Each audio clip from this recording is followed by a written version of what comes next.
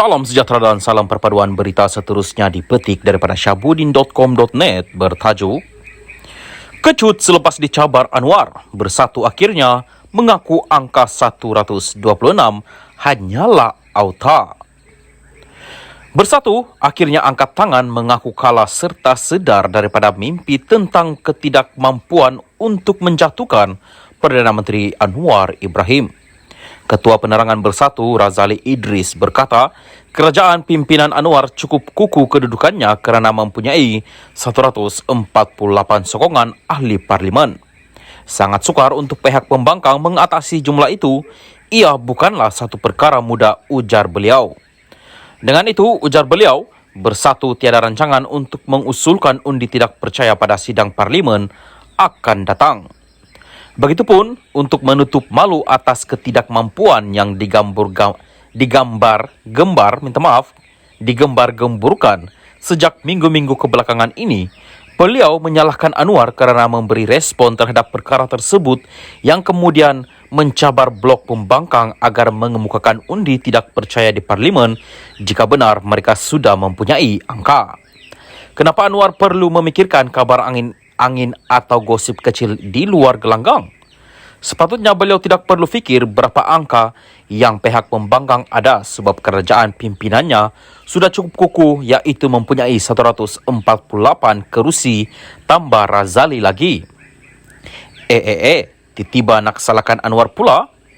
Kepada Ketua Penerangan Bersatu yang baru memegang jawatan tersebut, ingin ditanya, apakah isu menjatuhkan kerajaan hanya sekadar gosip kecil di luar gelanggang?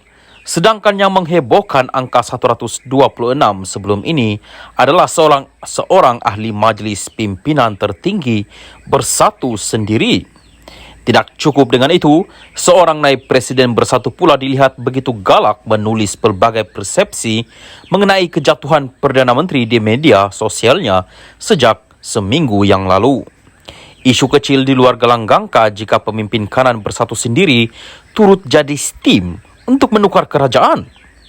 Dengan itu, ia sebenarnya bukanlah gosip kecil di luar gelanggang, tetapi secara sedar memang dicetuskan oleh Bersatu. Makanya, tindakan Anwar memberi respon adalah wajar dan munasabah, malah memperlihatkan beliau seorang Perdana Menteri yang peka, berani serta proaktif, tidak seperti PM8 yang sejuk dalam banyak perkara ketika memegang jawatan Perdana Menteri sebelum ini. Mujur jugalah Anwar pentas mencabar agar bertempur di parlimen jika ingin menumbangkannya, maka seluruh negara dengan cepat akhirnya mengetahui angka 126 dan gembar-gembur itu hanyalah palsu dan auta belaka. Kalau tidak dicabar Anwar, agaknya berminggu dan berbulan lagi, angka 126 itu terus dijajah sebagai isu untuk mencetuskan ketidakstabilan. Seterusnya sebagai modal bagi sesetengah pemimpin parti itu untuk berangan-angan dan bermimpi kembali menjadi kerajaan dan dapat jadi menteri semula. Apabila dicabar Anwar dan sedar angka itu hanya sekadar auta, terkedu dan kecutlah mereka sekarang ini. Lagipun, kalau ikut logiknya daripada 74 ahli parlimen yang ada bersama-sama PN ketika ini, entahlah dalam mimpi apa mereka boleh dapat angka 126 itu. Dengan jumlah 126 yang dihebohkan, ia bermakna berlaku pertambahan seramai 52, iaitu seramai 52 ahli parlimen yang menyokong Anwar dan kerajaan perpaduan sekarang beralih menyokong PN yang kini mempunyai 74 ahli parlimen. Daripada parti mana dalam blok kerajaan mereka dapat angka 52 itu? Mudah kata, ini sebenarnya bukan lagi bermimpi di siang hari, tetapi mengigau kerana jiwa kacau lalu merakau angka yang entah apa-apa. Kalau sudah tahu sokongan kerajaan ada 148 ahli parlimen dan tiada kemampuan untuk PN berbuat sesuatu yang luar biasa mengubah angka yang mereka miliki, lebih baiklah duduk diam-diam dan buat saja kerja lain yang lebih berfaedah. Kan sekarang dah malu sendiri. Syabudin Hussein, 8 hari bulan 5, 2023. Apapun yang dikatakan dalam berita ini tidak mencerminkan pendirian admin channel ini. Salam Malaysia Madani, selamat petang dan selamat berhari raya. Salam sejahtera dan salam perpaduan kepada seluruh rakyat Malaysia. Berita panas malam ini dipetik daripada Malaysia Kini bertajuk, Ketua SPRM, kamu tak suka saya, itu bukan masalah saya.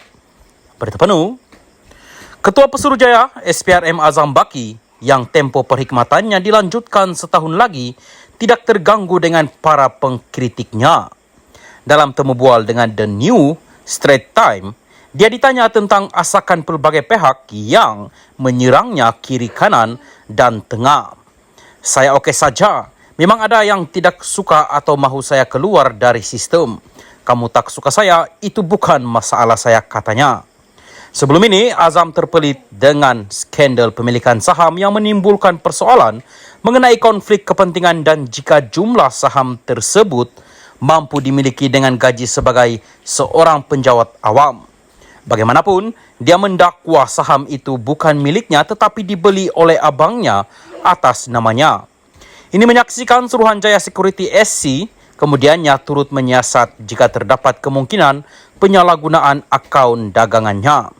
SC akhirnya mendedahkan bahawa Azam mempunyai kawalan penuh ke atas akaun dagangannya sendiri dan tiada dagangan proksi yang terlibat.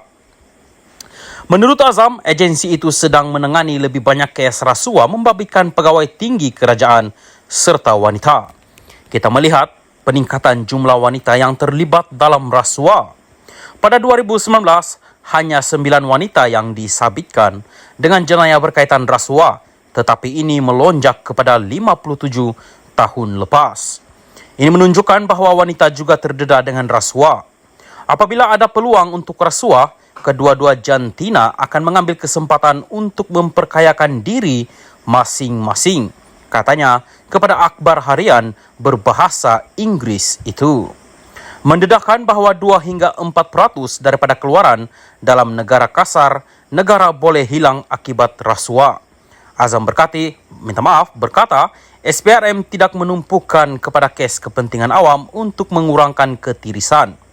Ini berjumlah sehingga RM30 bilion hingga RM40 bilion setahun. Sekiranya kita boleh selamatkan sekurang-kurangnya RM10 bilion, itu sudah memadai. Kamu juga boleh menggunakan wang itu untuk membayar bonus kepada rakyat, katanya.